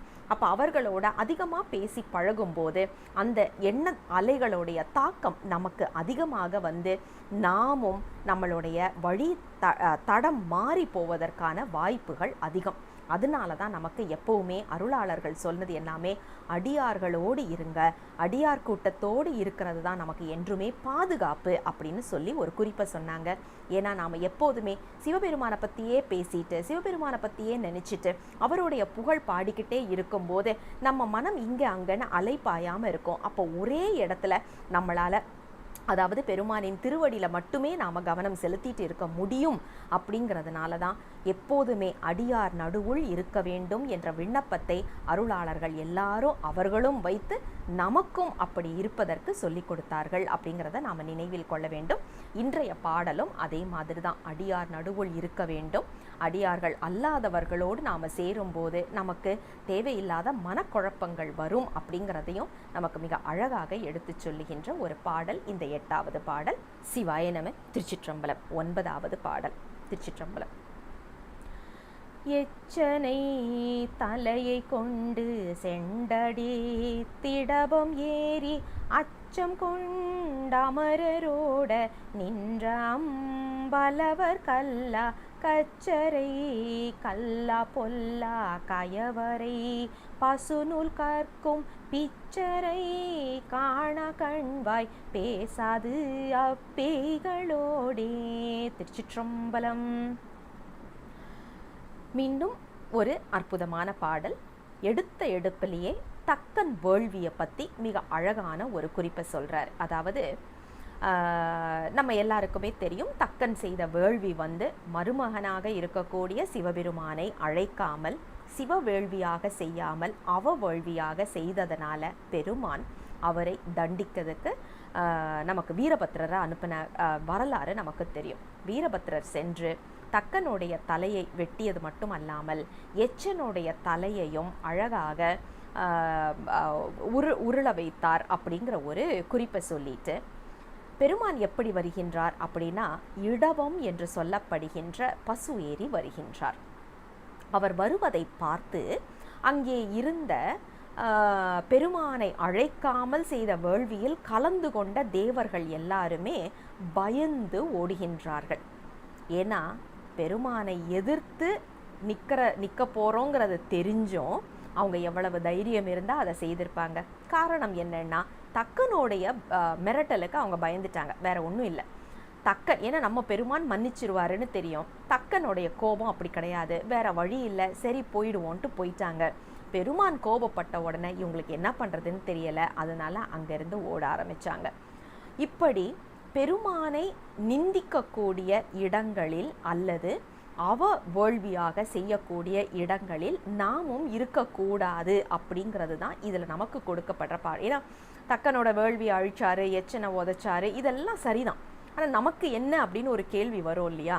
என்ன கேள்வினா, பெருமானை நிந்திக்கின்ற இடத்துல நாம் முடிந்த அளவு இல்லாமல் பார்த்து கொள்ள வேண்டும். அதுதான் நமக்கு நல்லது. ஏன் அப்படின்னா அது நாளைக்கு நமக்கு வினையை ஏற்படுத்தும் என்பது திண்ணமான ஒரு உண்மை. இப்போ இது முதல் 2 வரிகள். அடுத்தது பாருங்க, பெருமானை பற்றின நூல்கள் இருக்கு. அதாவது நம்மளை சுற்றி இருக்கிற நூல்கள் எல்லாத்தையும் எடுத்து பாருங்க. ஒன்று அது பதிநூல் அல்லது பசு நூல் அல்லது பாச நூல்னு நம்ம பிரிச்சுக்கலாம். ஹவு டு பிகம் ரிச் அல்லது உடல் நலத்தை எப்படி வைத்துக்கொள்வது, பிள்ளை எப்படி பெற்றுக்கொள்வது, இந்த மாதிரி உள்ளதெல்லாம் நீங்கள் எடுத்து பார்த்தீங்கன்னா உலகியலுக்கு தேவையானது ஒன்று அது பசு நூலாக இருக்கும் அல்லது பாச நூலாக இருக்கும். சரியான திருமுறைகள், சாத்திரங்கள் இது எல்லாமே பதிநூல்கள். பெருமான பற்றின நூல்கள், அதை மட்டுமே நாம் கற்க வேண்டும். இதை கற்றால் நமக்கு என்ன கிடைக்கும் அப்படின்னா, பெருமானை நோக்கின நமது பயணம் சுலபமாக இருக்கும். இல்லை வேற சிறு தெய்வங்கள் பற்றின நூல் அல்லது பசு நூல் என்று நம்மளை சுற்றி நிறைய பசு நூல்கள் இருக்கு இல்லையா, அதையெல்லாம் எடுத்து நாம் படித்தோன்னா நமக்கு என்ன கிடைக்கும் அப்படின்னா, இதுலேயே நாம் அழுந்திடுவோம். இதை தாண்டி நம்மளால் வெளியில் போக முடியாது. அதனால தான் எப்போதுமே நாம் படிக்கிற புத்தகங்களும் தரமானதாக இருக்க வேண்டும் அப்படின்னு. ஏன்னா நாம் படிக்க படிக்க படிக்க அந்த புத்தகத்துடைய தாக்கம் நம்ம மனசில் வரும். நல்ல புத்தகங்களை படிக்கும்போது நல்ல விதமான தாக்கம் நமக்கு வரும். தேவையில்லாத புத்தகங்களை படிக்கும்போது நம்ம மனமும் கலக்கத்துக்கு ஆளாகும் அப்படிங்கிறது நம்ம இன்றைய காலகட்டத்திலையும் பார்க்குற ஒரு விஷயம். அதை அப்படியே இதில் வச்சுட்டு உலகியலுக்கான புத்தகங்களை படிப்பவர்களை விட்டு கொஞ்சம் ஒதுங்கி இருங்கப்பா. திருமுறைகளையும் சித்தாந்தங்களையும் படிப்பவர்களோட போய் ஒட்டிக்கோங்க. ஏன்னா அவங்க கிட்ட இருந்து நமக்கு நம்மளுடைய ஆன்ம முன்னேற்றத்துக்கும் நிறைய வழிவகை கிடைக்கும் அப்படிங்கிற ஒரு உபதேசமாக இன்றைய பாடலை அமைத்து கொடுத்திருக்கின்றார் நமக்கு திருமாளிகை தேவர். சிவாய நம. திருச்சிற்றம்பலம். 10வது பாடல். திருச்சிற்றம்பலம். விண்ணவர் மகுட கோடி மிடைந்தொளி மணிகள் வீசும் அண்ணலம் பலவன் கோற்ற வாசலு காசையில்லா தென்னரை தெருளா உள்ள இருளரை திட்டை முட்டை பெண்ணரை காண கண்வாய் பேசாது அப்பேகளோடே. திருச்சிற்றம்பலம். இன்றைய பாடல் மீண்டும் ஒரு அற்புதமான அறிவுரை பாடலாக நமக்கு அமைத்து கொடுத்திருக்கின்றார். என்னன்னா, நம்ம எல்லாருக்குமே தெரியும், பெருமான் தேவதேவராக இருக்கின்றார், தேவர்களுக்கு சிங்கமாக இருக்கின்றார். அனைத்து யாரெல்லாம் நாம் இந்த உலகத்தில் சொல்கிறோமோ எல்லாரையும் விட பெரியவராக இருக்கின்றார், மூத்தவராக இருக்கின்றார் அப்படிங்கிறது நமக்கு தெரியும். அப்படிப்பட்ட பெருமானை பார்ப்பதற்காக பலதரப்பட்ட தேவர்கள் வருகின்றார்களாம். அவர்களுடைய அழகான அந்த கிரீடம் இருக்கு இல்லையா, பல நிறங்களில் இருக்கிற கிரீடங்கள் எல்லாம் ஒன்று போல தெரியுதான் அந்த இடத்துல. அப்படிப்பட்ட மணிகள் வீசிக்கொண்டிருக்கின்ற கிரீடங்களை கொண்ட இடமாக இருக்கிறது தில்லை. அங்கே பெருமான் நடனம் இயற்றி கொண்டு இருக்கின்றார் அப்படின்னு சொல்லிட்டு, அப்படிப்பட்ட பெருமானை பற்றி பேசி புகழ்ந்து ஆராதனை செய்யாமல் புறம் பேசிக்கொண்டு இருக்கின்றார்கள் இல்லையா, அவர்களை நான் ஒதுக்குவேன் அப்படின்ற ஒரு குறிப்பு. இது இன்றைய காலகட்டத்துக்கு நமக்கு கண்டிப்பாக தேவையான ஒன்று. புறம் பேசுவது அப்படிங்கிறது நாம் அதிகமாக இன்றைய காலகட்டத்தில் பயன்படுத்திட்டு இருக்கிறோம். அப்படிப்பட்டவர்களை அதிகமாக சாடும் விதமாகத்தான் இந்த பாடலை அமைத்து கொடுத்திருக்கின்றார். நமக்கு இதிலிருந்து பாடம் என்ன அப்படின்னா, நாம் புறம் பேசக்கூடாது. இல்லைங்க, எனக்கு புறம் பேசி ரொம்ப பழகிட்டேன், அதில் ருசி கண்டுட்டேன், நான் என்ன பண்ணுறது, அதை விட்டுட்டு என்னால் இருக்க முடியலை அப்படின்னு நினைக்கிறீங்களா? கவலையே படாதீங்க. புறம் பேசணும்னு நினச்சிட்டீங்க, அதில் தான் உங்களுக்கு நிம்மதி கிடைக்குது அப்படின்னா தாராளமாக பேசுங்க. ஆனால் ஒருவரை பற்றி மட்டும் பேசுங்க, சிவபெருமானை பற்றி மட்டும் பேசுங்க. புறம் பேசணும்னு முடிவு பண்ணியாச்சுன்னா சிவபெருமானை பற்றி பேசுவோம், நிறைய புறம் பேசுவோம். அவர் இப்படி பண்ணாரு அப்படி பண்ணாருன்னு அவருடைய நல்லது கெட்டது எல்லாத்தையும் பற்றி பேசுவோம். அப்படி பேச பேச நமக்கு நல்வினை தான் வரும். அவரை பற்றி தப்பாக இப்படிலாம் பண்ணிட்டு இருக்கிறாரு, என்னை போட்டு என்ன பாடுபடுத்திட்டு இருக்கிறாரு தெரியுமான்னு சொன்னால் கூட அதுவும் அவரை நிந்திப்பது ஆகாது. ஏன்னா பெருமான் மேல் கொண்ட அன்பின் காரணமாக நாம் அதை சொல்கிறதுனால புறம் பேசுவது என்று முடிவெடுத்து விட்டால் பெருமானை பற்றி புறம் பேசுவோம். மனிதர்களை பற்றி பேசுறதுனால பிரயோஜனமே கிடையாது. ஒரு மனிதனை பற்றி இன்னொரு மனிதன்கிட்ட நாம் சொல்கிறதுனால நம்மளுக்கு என்ன லாபம் கிடைச்சிட போகுது? ஒன்றும் கிடையாது. ஒரு நிமிஷம் ஒரு சந்தோஷம் கிடைக்குதா, ஆனால் அதுக்கப்புறம் வாழ்நாள் முழுக்க நமக்கு வினை சேர்ந்துடும். அதுக்கு பதிலாக பெருமானை பற்றி வாயார மனசார ஜம்முன்னு புறம் பேசுவோமே, எப்போவுமே நம்மளுக்கு நல்லதாக தான் நடக்கும். அண்ணாமலையார் என்ன தெரியுமா பண்ணாருப்பா, இப்படிலாம் பண்ணிட்டாருப்பா அப்படின்னு உட்காந்து 2 பேர் பேசிக்கிட்டே இருங்களேன். 2 பேருக்குமே, கேட்குறவங்களுக்கும் சரி புறம் பேசுகிறவங்களுக்கும் சரி, நல்வினை அமையும் அல்லது நமது வினை கழியும். ஆக புறம் பேசுவதுன்னு முடிவு பண்ணியாச்சுன்னா பெருமானை பற்றி பேசுவோம், மனிதர்களை பற்றி பேச மாட்டோம் என்ற ஒரு உறுதிமொழியை நாம் எடுத்தால்தான் இந்த பதிகம், இந்த 9ஆம் திருமுறையில் 4வது பதிகத்தை நாம் படித்ததற்கான பலனாக அமையும். இது ஒருத்தருக்கு சொல்கிற ஒரு படிப்பினை கிடையாது, நமக்கே நாம் சொல்லிக்கொண்டு நம்மை நாம் முன்னேற்றி கொள்ளுவதற்காக சொல்ல வேண்டியது. இன்றில் இருந்து யாரை பற்றியும் நான் புறம் பேச மாட்டேன், பேசுவதாக இருந்தால் பெருமானை பற்றி மட்டும் பேசுவேன் என்று ஒரு உறுதிமொழி நாம் எடுத்துக்கொள்ளுவோம் என்று சொல்லி அதையும் பெருமானின் திருவடிகளுக்கே வைத்து இந்த 10வது பாடலை நிறைவுக்கு கொண்டு வருவோம். சிவாய நம. திருச்சிற்றம்பலம். 11வது பாடல். திருச்சிற்றம்பலம். சிறப்புடை அடியார் தில்லை செம்பொனம் பலவர் காளாம் உரைப்புடை அடியார் கீழ் கீழ் உரைப்பர் சேவடி நீராடார் இறப்பொடு பிறப்பினுக்கே இனியராய் மீண்டும் மீண்டும் பிறப்பரை காண கண்வாய் பேசாது அப்பேகளோடே. திருச்சிற்றம்பலம். நிறைவு பாடல் நமக்கு அடியார்களை வணங்க வேண்டும். அடியார்களை வணங்கலேன்னா மீண்டும் மீண்டும் பிறந்து இறந்து இந்த ஒரு சுழலில் நாம் மாட்டுவோம் அப்படிங்கிற ஒரு மிக அழகான குறிப்பை சொல்லி அருள் செய்கின்றார். நம்ம எல்லாம் ஒன்று ஞாபகம் வச்சுக்கணும், நம்பி ஆரூரர் அவதாரம் செய்ததற்கு முக்கியமான காரணமே அடியார் பற்றின புகழை பாடுவதற்கு என்பது நமக்கு தெரியும். அப்போ அடியார்கள் எத்தனை முக்கியத்துவம் வாய்ந்தவர்கள் சைவத்தை பொறுத்த வரைக்கும் அப்படிங்கிறது நாம் சொல்லி தெரிஞ்சுக்க வேண்டிய அவசியம் இல்லை. ஏன்னா எல்லா அருளாளரும் அதைத்தான் குறிக்கின்றார்கள். இதில் பாருங்க, சிறப்புடை அடியார்கள் அப்படின்னே ஆரம்பிக்கிற அடியார்கள். இப்போ இன்னொன்று யோசிச்சு பாருங்க, திருநீரு நம்ம சொல்கிறோம், அதே மாதிரி பெருமானுக்கு திரு என்று சொல்கின்றோம், அம்மைக்கு திரு என்று சொல்கின்றோம். எல்லாமே நம்ம ஒவ்வொரு இடத்தையும் பார்த்திங்கன்னா திருக்கோயில், திரு ஆலயம், திருநீர், திருத்தலம், தலம் மரம், அதுக்கும் திரு திரு என்று சொல்வோம். எல்லாத்துக்கும் திரு என்பது வரும். ஆனால் அடியார்களுக்கு திருன்னு சொல்ல மாட்டோம். ஏன் அப்படின்னா அது இயற்கையிலேயே திரு உள்ளது. அதனால் திருப்பியும் நாம் போய் திரு அடியார்கள்னு சொல்ல வேண்டிய அவசியமே கிடையாது. அடியார் என்றாலே அது திரு உடையவர்கள். அதனால தான் சிறப்புடை அடியார் அப்படிங்கிற குறிப்பை மிக அழகாக இதில் இருக்கு. ஏன்னா தில்லைக்கு கூட திருத்தில்லைன்னு சொல்கிற ஒரு வழக்கம் உண்டு. நம்மளுக்கு பார்த்திங்கன்னா அந்த திருங்கிற வார்த்தை நமக்கு ரொம்ப முக்கியம். அதனால தான் அடியார்களுக்கு திரு என்று சொல்லாமல், ஏன்னா அவர்கள் இயற்கையிலேயே அந்த திரு உடையவர்கள் அப்படிங்கிறதுனால சொல்கிற வழக்கம், தனியாக சொல்லும் வழக்கம் நமக்கு தேவையில்லை அப்படின்னு விட்டாங்க.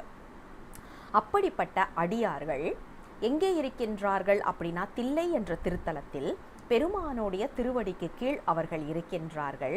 அவர்களுடைய திருவடிக்கு கீழ் இருக்கக்கூடிய அந்த துகள் இருக்கு இல்லையா, அதை திருநீராக நாம் பூசிக்கொள்ள வேண்டும். அப்போ யோசிச்சு பாருங்க, பெருமானுக்கு அடியவனாக வந்துட முடியும், ஆனால் ஒரு அடியவருக்கு அடியவனாக நம்மளால் மாற முடியுமான்னா ரொம்ப கஷ்டம். நம்ம ஈகோ நம்மளை தடுக்கும். என்ன, அவரும் அதே மாதிரி உள்ளவர் தானே, அவருக்கு ஏன் நான் அடிமை செய்யணும் அப்படின்னு ஒரு மிகப்பெரிய ஒரு கேள்வி நிற்கும். நம்மளுடைய அந்த தன்முனைப்புன்னு சொல்கிறோம் இல்லையா, அது விட்டு கொடுக்காது அவ்வளவு சீக்கிரம். அதனால் ஒரு அடியவருக்கு அடியவராக வருவோமா அப்படிங்கிறது ஒரு பெரிய சந்தேகம்தான். அப்படி வந்தால் அவர்கள்தான் இந்த பிறப்பு இறப்பு என்ற சுழியில் மாட்டாமல் இதில் இருந்து தப்பியவர்கள் அப்படிங்கிற குறிப்பை நமக்கு இந்த 11வது பாடலில் பார்க்குறோம். அடியவர்களுக்கு அடியவராக மாற முடியலைன்னா மீண்டும் மீண்டும், அதாவது நம்ம அப்பர் பெருமான் சொல்லுவார் தெரியுமா, பிறப்பதற்கே தொழிலாகி இறக்கின்றார்கள் அப்படின்வாங்க.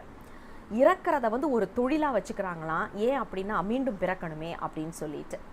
நமக்கு பட்டினத்தார் சொல்லுவார், என்னை திருப்பி திருப்பி பெற்று எடுத்து எங்கள் அம்மா உடல் சலித்தாள், மாதா உடல் சலித்தாள், என்னுடைய தலையெழுத்தை எழுதி எழுதி பிரம்மன் தலை அவனுடைய கை சலிச்சு போச்சான்.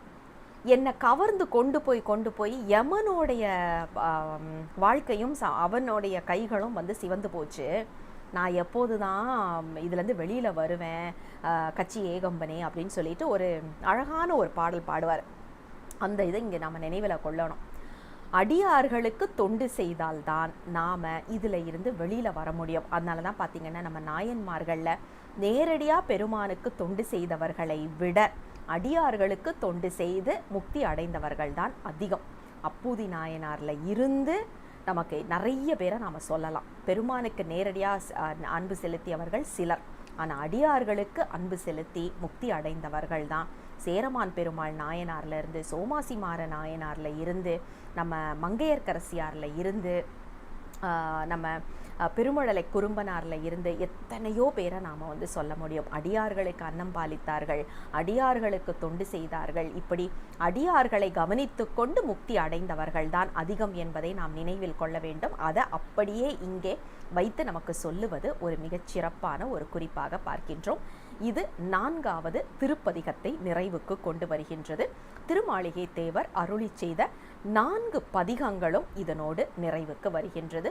மீண்டும் அடுத்த பதிகத்தோடு விரைவில் உங்களை சந்திக்கின்றேன். தென்னாடுடைய சிவனே போற்றி, எந்நாட்டவர்க்கும் இறைவா போற்றி, அண்ணாமலையம் அண்ணா போற்றி, கண்ணார முதற்கடலே போற்றி. சிவசிவ திருச்சிற்றம்பலம்.